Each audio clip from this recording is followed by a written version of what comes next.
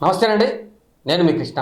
ప్రస్తుతం మనం పోతులూరి వీరబ్రహ్మం గారు కానీ, అటు బాబా వంగ కానీ, నోస్ట్రాడామస్ కానీ ఇలా ప్రముఖ జ్యోతిష్యులు చెప్తూనే ఉంటారు.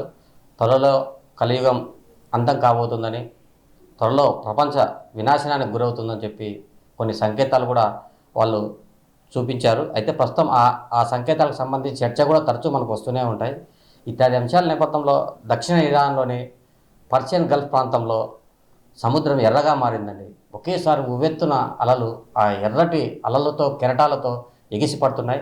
ఒక్కసారిగా ఆ ఎర్రగా మారిన ఆ సముద్రాన్ని చూసి కూడా స్థానికులు భయాందోళన చెందుతున్నారు. గతంలో కూడా సముద్రం ఇలా ఎర్రబడితే ప్రపంచ వినాశనానికి సంకేతం అని చెప్పి అక్కడ స్థానికుల్లో కూడా తీవ్ర చర్చానీయాంశం జరుగుతోంది. అయితే శాస్త్రవేత్తలు మాత్రం ఇందుకు భిన్నంగా వ్యక్తపరుస్తున్నారు. అక్కడ దాదాపుగా ఆ రెడ్ ఆక్సైడ్కి సంబంధించిన గని అంటే ఐరన్లోని చిన్న చిప్స్ లాగా ఉంటుంది. దాంతోపాటు యురానియం 234కు సంబంధించిన మెటల్ కూడా ఆ రాతి కొండల్లోనే ఉంది.